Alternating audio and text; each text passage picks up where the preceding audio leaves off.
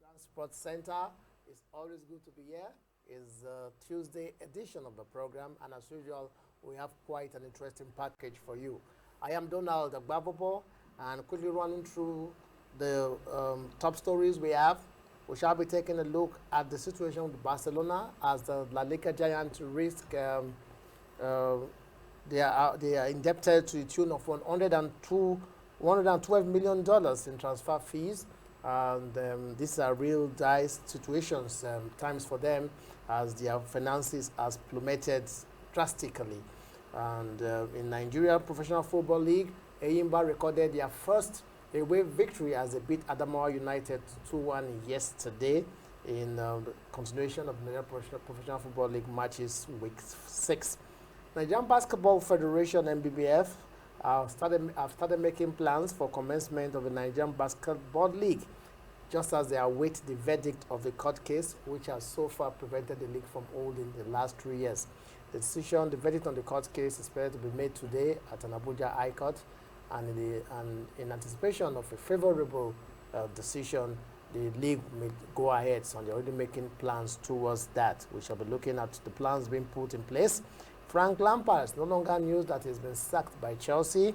He has reacted already to his sack, expressing disappointment, and we understand that Thomas Tuchel is set to be announced as coach of Chelsea. We shall be taking a look at the old Frank Lampard sack scenario and what to expect from the incoming coach Thomas Tuchel, sorry. And the financial cost to Europe's top 20 clubs has been, due to the coronavirus, has been put at over $1.7 billion. That is the top 20 teams Europe are said to be on the verge, have said to have lost together, in total, over $1.7 billion owing to the coronavirus pandemic. This has come as a result of no ticket sales and, of course, sponsorship, a drop in sponsorship due to the coronavirus. All these have added together to reduce the finances of these top teams. And we're talking about teams like Real Madrid, Barcelona, Liverpool, Man United, and all the top teams in Europe. This is a big one. And of course, in basketball, LeBron James has become the oldest player to score over 40 points in a match for the LA Lakers after Kobe Bryant did that in his testimonial match in 2016. So LeBron James was in action as Lakers beat the Cleveland Cavaliers by 115 to 108 points. He scored 46 points that match, making him the oldest player after Kobe Bryant to score 40 points in an NBA match for LA Lakers. And in boxing, Anthony Joshua's fight with Tyson Fury, the planned heavyweight unification bout, is set to beginning to become realistic somehow, because there's been progress in talks. Bob Arum, who is the co-promoter of Tyson Fury, has revealed that the first draft of the contract papers will be sent to both camps this week for them to study, and then with the view of making inputs and then putting pen to paper. And when that is done, we know that the fight will definitely hold. So the progress has been made with regards to negotiations for the fight. The world is watching and keeping their fingers crossed. We also have Super Eagles Watch, where we give you the exploit of Super Eagles players, Nigerian players, as they perform for their various clubs across the world. And also we shall be looking at, we won't be having the Today in Sports history, but then Super Eagles Watch will be tight, because we understand that Henry Onyekuru has been transferred to Galatasaray on loan, and also Emmanuel Dennis has left Club Brugge for Cologne on loan. These are more we have for you on Super Eagles Watch. And of course, the entire program is a tight one. We will be taking a break, and before we do that, I'll quickly welcome Austin Arome. Austin, you're welcome to the show today. It's always my pleasure to be here. And Blessing Bassi. It's good to be here. And we'll take that break, and when we return, we'll go straight to the main issues of the day.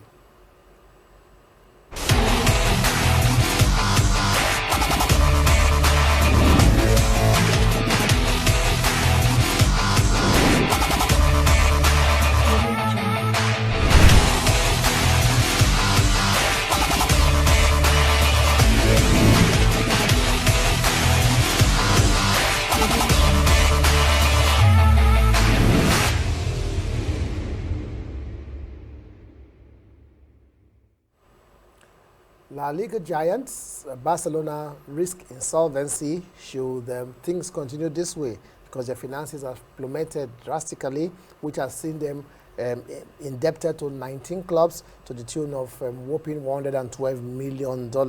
We understand that of this $112 million, the chunk of it is being owed to Premier League champions Liverpool, who are still owed $25 million from the $142 million deal that saw Coutinho transfer from Anfield to the Nou Camp. And after paying $105 million buck, the balance was expected to be paid in installments, but so far they still have $25 million to pay. The Catalan Giants also owe Bordeaux $8.8 million balance from the transfer of winger Malcolm, and also $7 million for the transfer of Atomelo from Grêmio, and $14 million to Ajax for the transfer of Frankie de Jong. Austin, Barcelona have, well, since this pandemic, we know that they've had these financial issues, which has also seen them appeal to their players to take pay cut, but we never knew that it was really this bad. Yeah, I think that's what you get when you fail to plan. Barcelona, before now, they have a process. They have what they call the La Masia, where they get players, introduce them into the team, and it has really worked for them. But then the team of the immediate past president of Barcelona, Bartomeu, they actually I think they lost focus at one point in time. They started going after players from one club to another. There was no direction, and they were just squandering money anyhow. And the projection there was that there was going to be profit, and then this coronavirus pandemic now came, and we have a situation. Yes, here. They actually projected that at the end of 2019-20 season, they were projecting to have $1 billion. They predicted that they were going to be the first club to cross the $1 billion mark revenue. So they actually had good plans in place, but somehow we blame it on the coronavirus. But then every other, it's not only them that have been affected by coronavirus. Like Austin said, maybe they actually failed to plan. But could it have been due to the fact that they were spending this money with the hope that money will come in, then it didn't come in? But then again, what does it tell you about what we see in terms of some of these big clubs? Barcelona's one has come to light because somehow it has gone out of hand. Sometimes some of these things we see in terms of the financial outlay, the money they spend on players, maybe just cosmetic. Oh yes, Barcelona's financial debt is really huge. Like you said, if it hadn't, come to this stage, we wouldn't have obviously known. But I get the fact that big clubs, especially, tend to want to invest, because they know the profits they'll get at the end of the day. But I think Barcelona went obviously too far. Like he said, coronavirus pandemic really, spoiled a lot of things for them because they had projection beforehand, but it ended up like this. So it has gotten to a stage where they have to put things together because they've already fallen into that financial debt, and what they need to do is to just and then you begin to wonder, why didn't they just sell Messi when he wanted to leave last year? Why did they hold on to him? At least they would have been able to make quite a huge amount of money from the sale of Messi.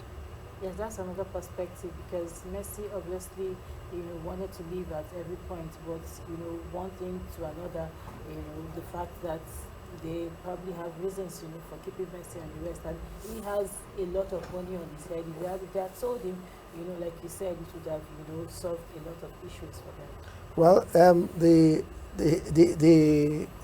the outcome of all this, we don't pray for the worst, because we understand that it's so bad that the club has even asked banks to defer payments for some of their debts in order not to avoid insolvency. Yeah. It means that should those money be paid out, they're actually going to be insolvent. Yeah. And that means that the club has gone under.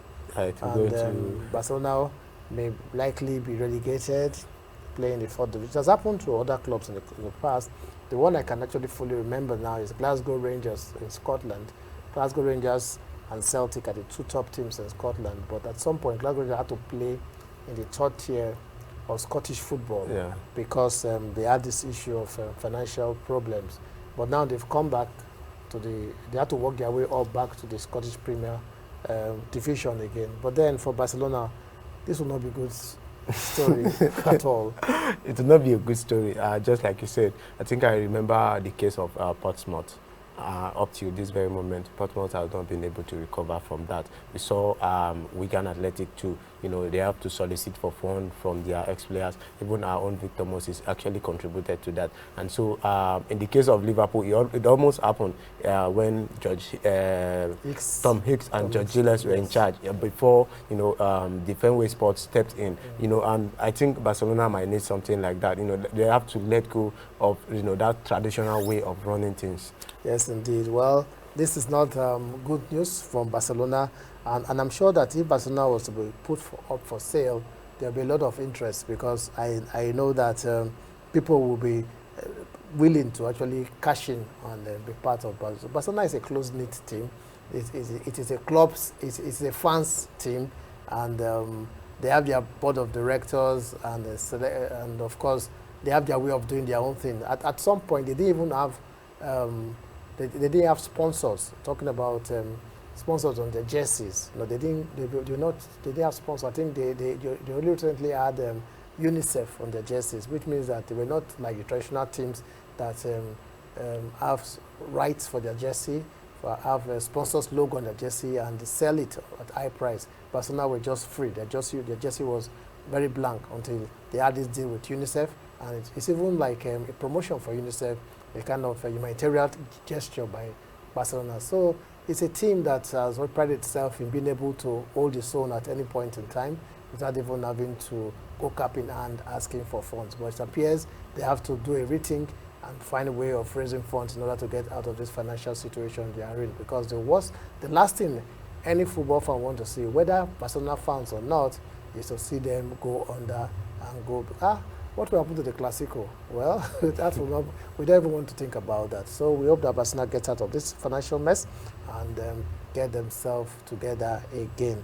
We'll take a break now, and when we return, we shall talk about Nigerian Professional Football League, where Eyimba seem to be getting back to form. We're talking about them not being good on the road this season because their away matches have ended in losses before now. But yesterday they went to Adamawa and to play at Adamawa United, and they came out with a 2-1 victory, which means that somehow they are beginning to gel together. We'll take a break, and we'll come back. We'll talk about that and other issues concerning Nigerian Professional Football League.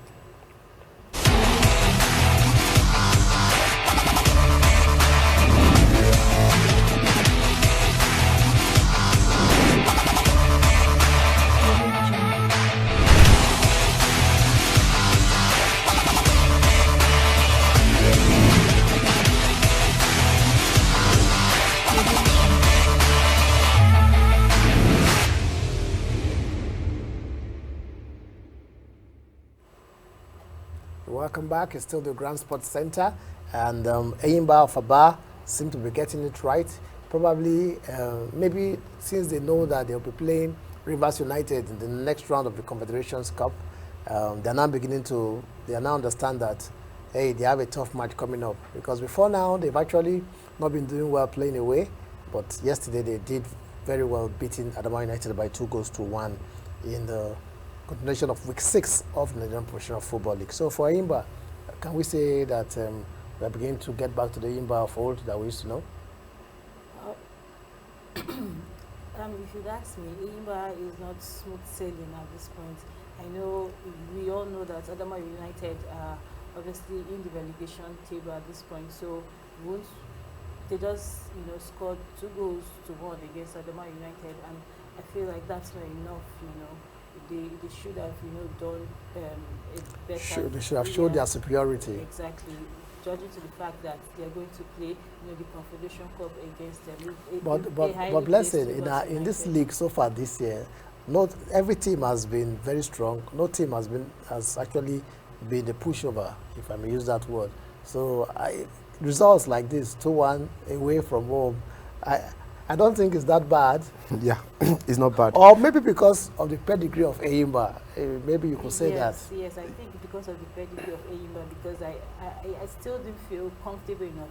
Remember how they lost against the 6th place Kwara United, before the match against Adama United. So I expected a more, convincing result, judging by the fact that they're going to play in the Confederation Cup against a very competitive.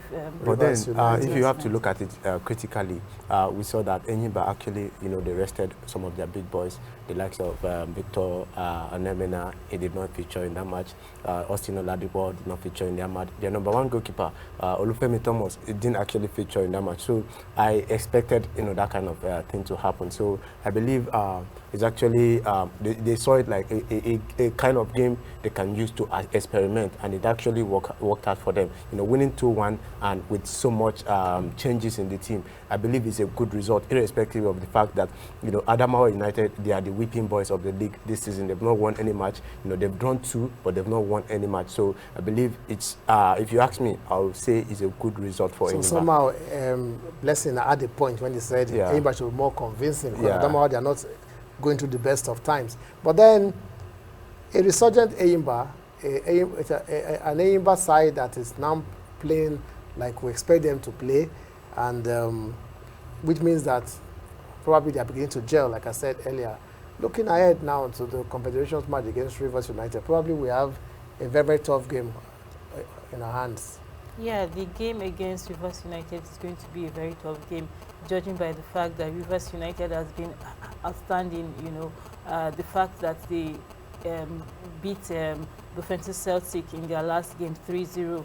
5-0 on aggregate. 5-0 on aggregate, yes. And Enyimba, obviously, judging by their pedigree and judging by the fact that they've been, doing so well in the CAF competition, although that doesn't, stop the fact that they've not, been a lot more impressive of late, considering their performance in the MPFL. But I think that the match between Enyimba and Rivers United is going to be a top cracker. I think they'll want to prove, especially Enyimba will want to prove a point in that game. Well, these are still early days for Enyimba, because this is just their first away win. So let's see them, maybe let's see the next couple of matches and see how they perform. Yeah. But then the Nigerian League this year has been very, very interesting. I won't hide from saying it. It's been very interesting. The goals they've been scoring goals. We're having away victories. Yeah. And even you saw the second match that was played yesterday.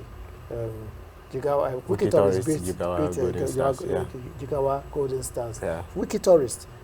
That's another thing we should look out for. They ended the unbeaten run of Rivers United. Yeah. They said it was just Rivers United coach said it was because of fatigue because they traveled long distance, taking away the credit from Wiki Tourist. Yeah. Since Wiki Tourist have gone to Uyo to draw with Aqua United. Yeah. And last week again, I think they won. And now they beat Jigawa Golden Stars. Yeah. So Wiki Tourist, maybe after the slow start, they are beginning to pick up as well. Yeah, I feel they are beginning to pick up, and you made mention about the whole drama in the MPFL this season, and it's down to improvement. I see improvement in the league, especially in the area of officiating. You can see some of these players coming out to testify, about the fact that the officiating has been fair, and I say kudos to the referee for actually doing what is right, and I believe that will actually improve. And for the referees to be doing well, it means that their indemnities, their welfare is being well taken care of. Yeah. And also, could you also say the league management company, they are doing a good job, or they have done a good job so far, because we still have a long way to go? Yeah, I think we're just 6 games played already in the MPFL, and we have a long way to go. So I think the referee have been taken care of, and they have the responsibility to do their job effectively, especially when it comes to the MPFL. Well, could it be that because the absence of fans is also a factor? They now do their job without fear or favor. No, the fans at stadium, this intimidation comes in. So could that be a factor as well? Yes, the absence of fans is really a very huge factor. Fans contribute to you know, the bringing tension out, and yes, everything. bringing out And makes the these referees colours uncomfortable. in the game, Yeah. yes, and puts a lot of pressure, especially in the referee. So I think the absence of fans also contribute to the fact that much of the should I say referees are not really talked of, you know, compared to how, you know, the game is being played. Anyway, it's been positive all through. Yeah. Whatever the reason may have been, the good news is that the Nigerian Professional Football League this year, 6 weeks old, we've had some very, very interesting action. The standard has been good, and we just hope that it continues this way. We'll take a short break, and when we return, we'll talk basketball. Nigerian Basketball Federation, they've been in the news for the right reasons. Nigeria topping the ranked #1 in Africa, and the basketball teams, both the female and male national teams, are through to the Olympic Games with tickets to play in the next Olympics. And the FIBA Africa Afro-Basket qualifiers, Nigeria doing very well. So basketball is they're in the news for the right reasons. But then the local league, the Nigerian Basketball League, has not been on for the last 3 years. But then there's hope that things may change if the outcome of the court case, which has been instituted, that's made the league not to hold in the past 3 years, is determined. That court case will be determined today. Should the verdict be positive in favor of the NBBF, then that means the league will start. Already, the NBBF, in anticipation of a favorable verdict, have started making plans for the new basketball season in Nigeria. We shall be talking about this when we return from the short break.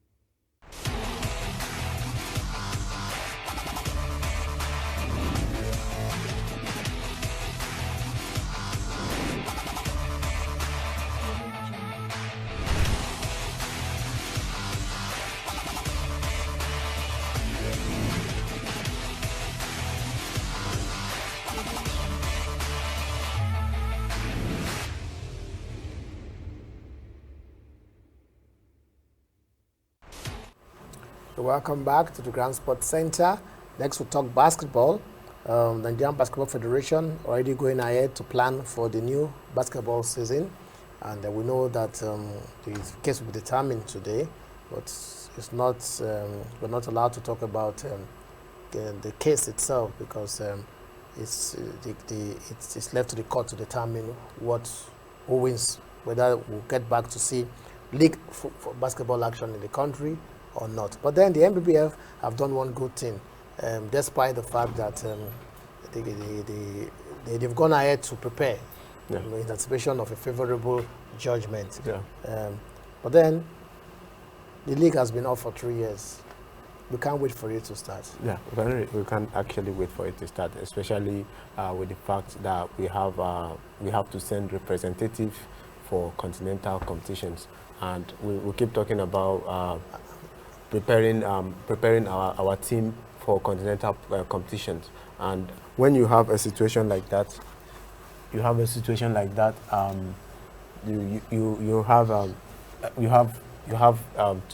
to prepare ahead before you have this kind of issue. Because before you bring up this kind of issue, I think the most important thing is preparation. Preparation is key, and the fact that the NBBF has actually prepared beforehand, even irrespective of whichever judgment they're going to get, I think is a good one. As it's going to prepare the team, psychologically for the tasks ahead. And of course, we understand that they are considering various options. 3 years ago, when they last held the league, there was no coronavirus. So now coronavirus will be in place. We have coronavirus, the pandemic is still there, and they now have to make arrangements based on the prevailing situations. We understand that they're already considering following the NBA model, where they have a bubble and players come in and they are housed and they will be in that bubble. As long as they don't go out, they are allowed to play. Do you see this kind of thing working in Nigeria? Is it possible to enforce it? Yes, if you'd ask me, I think it's possible to enforce it because, I mean, this is something that they would have thought of a long time ago. I mean, the action should have, kicked off long before now. I mean, a lot of players are just kept, in the dark, not knowing the situation, what step to take, what is actually going on with the NBBF at this point. Because the league, if you ask me, the league is supposed to be going on, up and running, but a situation like this, they were supposed to have looked into this thing a long time ago and obviously kickstart the league so players, games can go on and basketball, is being played and enjoyed. Well, we hope that the outcome of the court case will be the positive one that will help Nigerian basketball. We cannot preempt what the court is going to decide, but then we just hope that the final decision will be one that will help to the little development of Nigerian football. Whatever it is, whatever the outcome of the case is, we want to see all the stakeholders because all of them have made contributions. The previous administration of the NBBF, led by Aminu Umar, and the present administration have made contributions. Whatever we are enjoying today, whatever the Musa Kida-led administration is enjoying today actually started with the Aminu Umar's administration. So both executives of NBBF, both past and present, have made their own contributions. So I just feel that they should come together to ensure that basketball continues to grow and develop in Nigeria. We'll take another break, and when we return, we shall be looking at the Frank Lampard saga. He has been sacked, but then Thomas Tuchel is set to take over. But the last have not been heard about the sack because some people have said it came too early. It wasn't a wise decision. Harry Redknapp, who is Frank Lampard's uncle, would expect it. Have said that should have given him more time. But then that is football for you, modern football for you, as Mose Moro described it, football brutality. We shall talk about all this after this short break.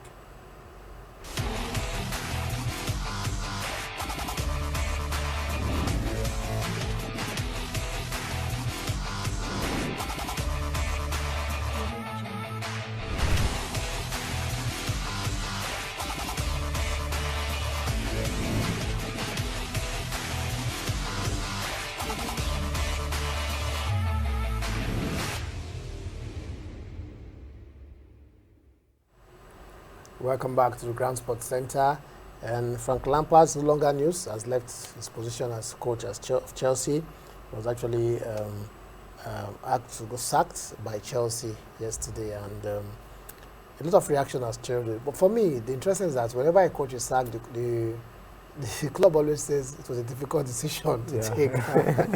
It's like there's a laid down, there's a template for writing the statement. So already written the fact that the day they're employing you, as the message is already written, so that the day they will sack you, to just go and add a few things and print it. Well, what do you make of it all, actually? Yeah, if you look at Chelsea in the last 10 years, they've been the most successful team in England, and that is the hallmark of Chelsea. And that boils down to the investment that Roman Abramovich has made for the club. And if you look at the trends, Chelsea, they are not team with patience. They don't have that patience to actually see what you can do. Managers that have won the league for them, the next season, once they don't do well, they sack the manager. They are so impatient. Di Matteo won the Champions League, the first coach to win the Champions League for Chelsea. He won that Champions League. The following season, he was sacked. Conte. That's to tell you how how Chelsea is at the moment. And Conte, the president coach of Inter Milan, he won the league as well. The next season, he was sacked. So that's Mauricio Sarri also won the UEFA Cup. The next season, he was sacked. He had to run. He didn't sack them. He had to run. Yeah. He had to go. They made it on. So why is it? Is it a matter of policy that this issue of Chelsea's turnover of coaches, the rate of turnover is very, very much high. We used to have a manager a club president in Spain, president of Atletico Madrid, his name was Yesu Gil in the past. Yesu Gil could employ as much as 5 managers in the season. Was that impatient? Probably that's why Atletico Madrid never used to win then. But then it was known for that. But then this Chelsea's case is very surprising, because most of these managers that have been sacked have won laurels for them, and then when things started going bad, they sacked them. But Frank Lampard's case is not any different. Last season, against all expectation, they got to top 4, Champions League qualification. They are still in the Champions League. Some few results, and knowing fully well that they just even beat Luton in the FA Cup, and then this come. But we can always say it is football. That's football for you. But then, is it really helping the club? Well, when it comes to Chelsea, there's just a sum up for it. The fact that they are not patient enough, and the fact that they tend to sack a coach if he's underperforming, or they are not obviously contented. It's a one-man business. Roman Abramovich is not that patient to say. I know there's a relationship between Lampard and Chelsea. Lampard obviously should not be surprised, because even while he was at the club, he has witnessed a lot of coaching. Exactly. Yes, being sacked. So he's not. Or could it be different. that because they spend so much money, they feel that any coach should be able to win? Like this last season, they spent 220 million on players, so they feel that that money should be justified by way of the team doing well. There's no room for complacency. There's no room for the team not performing well at any point, because you ask for any player you ask for, you get a player for you. So could that be another reason why they are so impatient with their coaches? Yeah, I think that's a good reason too, but that's notwithstanding, these are young players that were signed. If Lampard was obviously given some time, we saw how Manchester United kept faith with Ole Gunnar Solskjaer, especially with the fact that they were. And that's what Ari Redknapp pointed out. When he said, I agree, this Frank Lampard's uncle, so we understand where he's coming from. But he actually made talked about the decision with Ole Gunnar Solskjaer. Yeah. He said at some point we thought he was going to be sacked, and they gave him time, and now he has turned the table. So probably Lampard should also have been given that opportunity. Yeah, but you have a different case scenario here. The issue with Lampard is he worked with those young guys, and against all expectation, nobody ever gave him that chance of ever qualifying for the Champions League. But with those young lads, he was able to do that. Then he requested for transfer funds, and Roman Abramovich, he's not someone who controls the club. Like, he will give you that free hand to run the club. So whatever comes out of it, you face the music. So that is the case here. And there was a report recently that Lampard was actually demanding more money for transfers. And if you have that kind of situation here, it means the situation is out of your able hand. to justify the ones we have already. When you have not justified the ones. Or could it be that Lampard was also not wise in his signings? Although Redknapp said he wasn't involved in the transfer issue of deciding players to sign, but I want to have my fingers crossed on that, because I don't think some of those players were players that Lampard actually sang praises of, that he wanted in his team, and they got them for him. Could it also be that the fact that some of these players came at a very high price, and the fact that Lampard himself somehow wasn't prudent enough, because some of these players he signed, Timo Werner, for instance, he was touted to be going to Liverpool. At some point, Jurgen Klopp pulled out.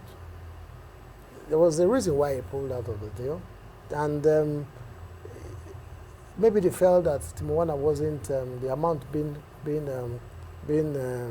demanded wasn't worth it. But Lampard wanted Timo Werner. He went for him, and he got him at whatever price. So somehow maybe inexperience came to play, because since they are just like Austin mentioned, they are giving you this money to spend. You just need to justify it. Probably his inexperience, lack of experience at this level also was a problem for him. Yeah, a lot of things surrounding that. Lack of experience, should I say self-confidence. You know, I get the fact that Timwana was available, you go for him. Kai Advert was available, you go for him. Hakim Ziyech was available, you go for him. You just pick them. Okay, now you pick players that almost play in the same position, not actually picking players to plug some loopholes in the team. So just buying players because you just want big names in the team. The lack of experience that really came to play there. Yes, and that lack of experience really, you know, affected the Chelsea game at the point. Yes, and Chelsea, Lampard obviously believes in his lads, you know, judging by the fact that he believes that, you know, they will make an impact, you know, as time goes on, you know, in the future. That's why he obviously, you know, wrote on his Twitter page that even when he was sacked, you know, he still believed in the players, and he knows that, you know, the future is bright for them, and they'll obviously make, you know, an impact for Chelsea. I'm sure we'll learn from this experience. Now let's look at Thomas Tuchel, the man that is coming in. He led PSG to friendly league titles, I think twice. They took them to the final of the Champions League last year. Is this the right choice for Chelsea? Just 47 years old. I'll say time will tell, because if you look at the situation right now, we have an experienced manager, you know, who is still in the market in the person of Massimiliano Allegri. You know, if I am in Ibrahimovic right now, I'll rather go for somebody like that. But I feel, you know, maybe he wants to utilize those young stars he has got in his team, and he feels Tuchel will be the one to actually. Yes, he has a lot of German players. Maybe that maybe Tuchel will be able to reach them. You know, the likes of Rudiger, Werner, Advert. Maybe, maybe he feels Tuchel will be able to reach them. And you know that if he can get these players performing at the highest level, Chelsea will not be the team that they are now. Yes, like you said, I go with the fact that, you know, he's a German coach, you know, and Chelsea have a sort of German experts, you know, in their team. So I feel that is the more reason, you know, why they had to, you know, resort for him. Also the fact that he has handled big name players in the past. At PSG, he was able to handle Neymar, Mbappe, put them under control and get them to play good football. Probably it's also contributed. Because like Austin said, they had a more experienced Allegri in the market, and he never went for him. So probably this could be some of the reasons why Tuchel they went for Tuchel, right? Yes, I think that's the basic reason, you know, why they went for Tuchel. And he speaks fluent English as well. Yeah, and he speaks fluent. So we don't need to come and spend time learning English first. So it will just be smooth sail for him. And you shouldn't forget that as he's coming to Chelsea, the same way Lampard lives is possible. Yes, so that's what Mourinho said. And I would like to advise him. The one problem that led to the sacking of Lampard is that he allowed the fans, the press, to bully him into, you know, how he decides who plays the match, who is in the starting 11. You know, this week, maybe as a result of what was written in the press, you see Lampard, you know, change his approach at one point, and then the next thing, you know, the English game is quite different from, you know, what's obtainable in Germany, what's obtainable in Spain. The press, they actually play a great role in what's happening in England. That's why he's a more experienced coach. Yeah. That's a more experienced. So obviously, those are some of the things that Lampard needed to have learned before taking up the reins at Chelsea, because operating at this level demands a lot. Not just because you're a former player, it's not just enough. There are lots that goes with it. Probably that's why they went for Thomas Tuchel, because he has seen it all in the Bundesliga with Borussia Dortmund, in France with Paris Saint-Germain, and they want him to bring that level of experience to bear on this Chelsea team.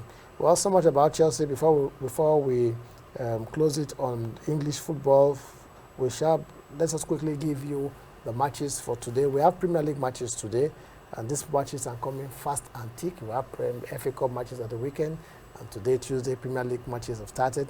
We have Crystal Palace taking on West Ham United, Newcastle United versus Leeds United, Southampton versus Arsenal, a repeat of their FA Cup match on Sunday. On Sunday, it was Southampton that triumphed by 1-0. Let's see whether it will be what happened between Liverpool and Manchester United will play out. Although their own encounter, the first one at Anfield ended 0-0, which was a league match. Yeah. Then the FA Cup match ended 3-2. But then Southampton and Arsenal have an opportunity to redeem themselves against Southampton that knocked them out of the FA Cup. Then West Bromwich Albion and Manchester City. So these are the fixtures for today. I'm sure that by tomorrow we shall be talking about the results and outcomes of those matches. We'll take a break now, and when we return, we shall be talking about the impact of the coronavirus on the top teams in Europe.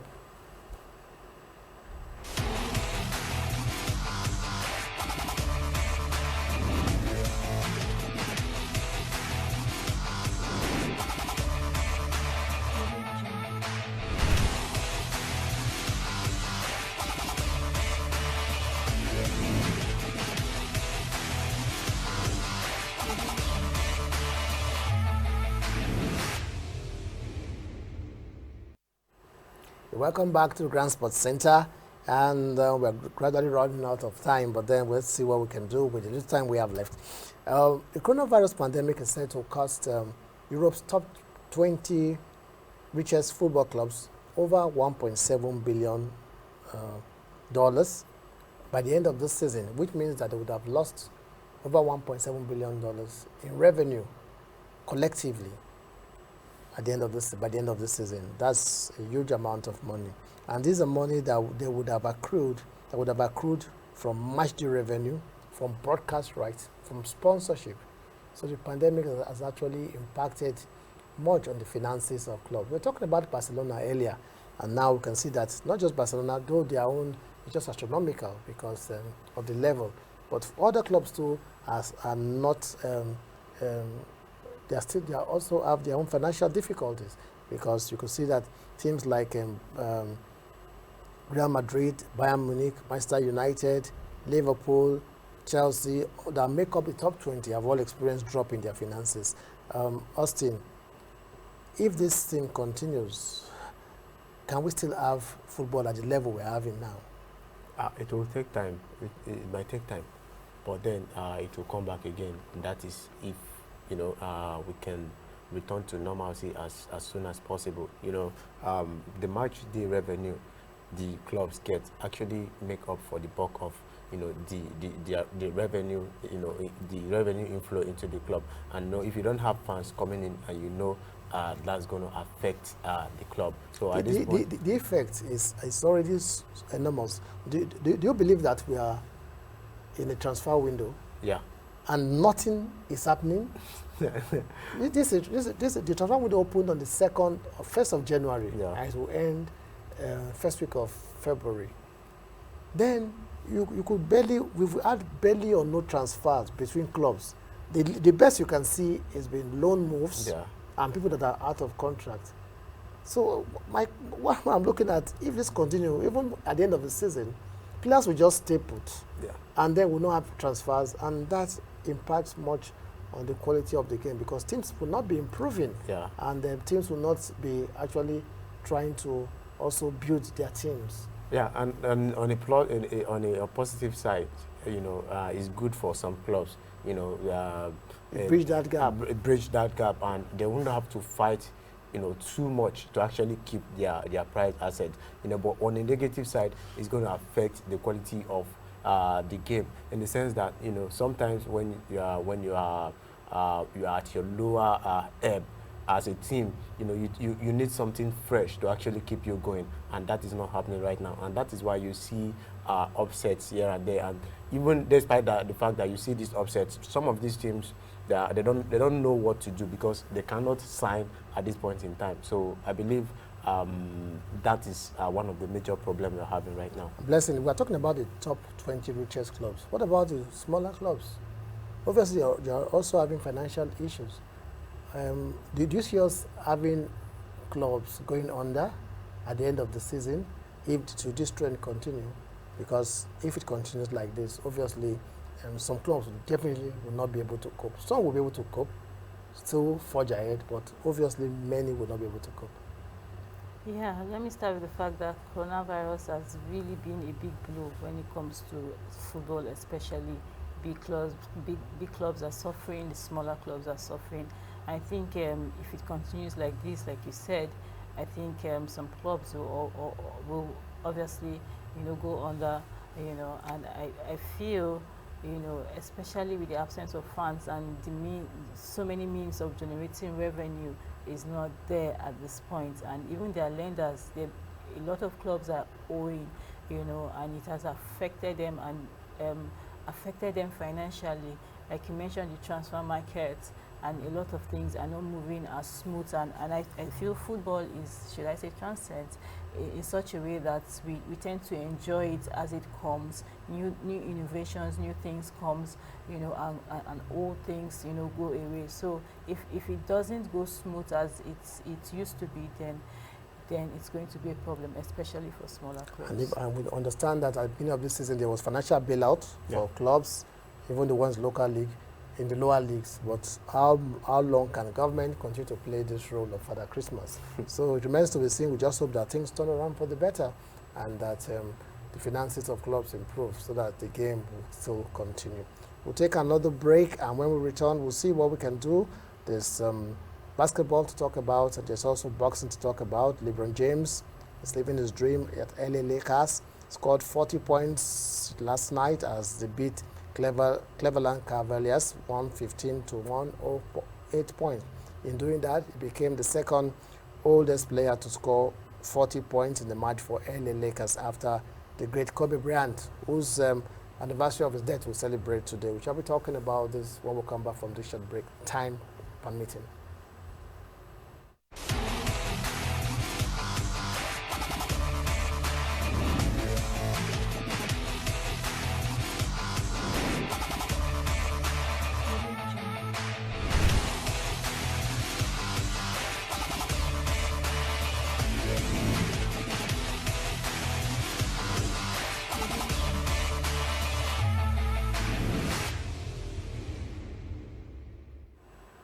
Welcome back to Grand Sports Center, Austin. Quickly, at 36, LeBron James is not slowing down, and it's just getting better by the day. Yeah, and I believe you can't take that away from him, despite the fact that he's aging.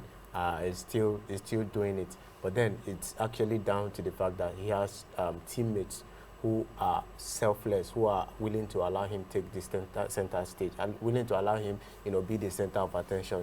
Him alongside Anthony Davis, because we still had the likes of Marc Gasol in that team, and you don't get to hear about them whenever Lakers is playing. You just hear Anthony Davis and LeBron James. It's down to the fact that those around him are actually selfless, and they just want him to take all the attention. So kudos to him, 40 points in the game, following the steps of Kobe Bryant, who, like I said earlier, whose anniversary of his death we'll celebrate today.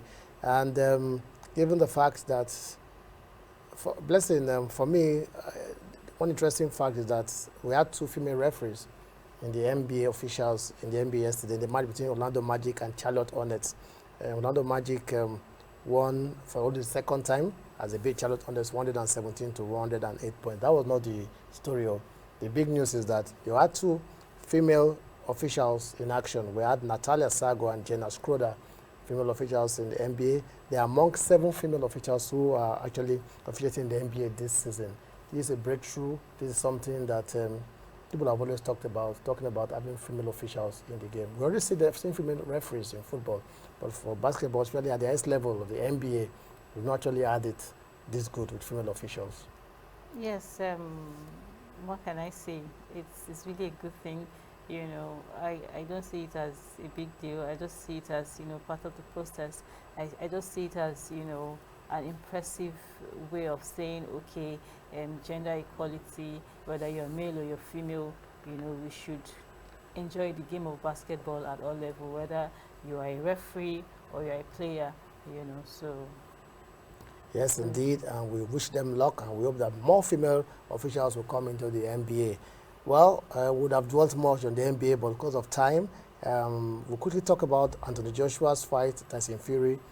every day we hear positive news that the fight is getting closer and closer. This time around, Bob Arum is saying that the contract papers will be sent to the various camps this week for them to go through and then make possible inputs before final. So which means things are moving fine. Yeah, I think that's what you get when you are a superstar.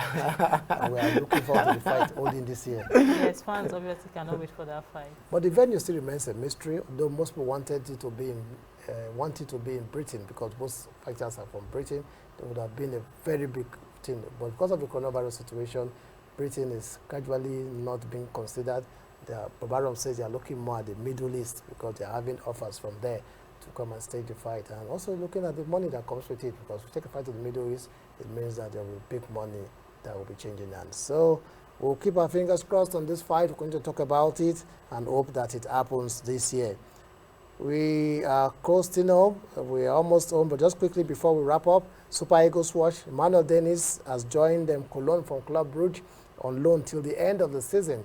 And Henry Onyekuru has left Monaco on loan to Turkish giants Galatasaray. He played for Galatasaray. This is the third time he's going on loan to Galatasaray, so he feels very much at home. So we'll be there also to the end of the season. Leicester manager Brendan Rodgers has said Kelechi Iheanacho remains a very important player to him. There's been the talk of Kelechi Iheanacho leaving the club, that he's not pulling his weight. He's not a good, even Emineski has said it's not a good replacement for Jamie Vardy, but the coach is backing him, said anytime he has introduced him in a game, he has made reasonable impact. And finally,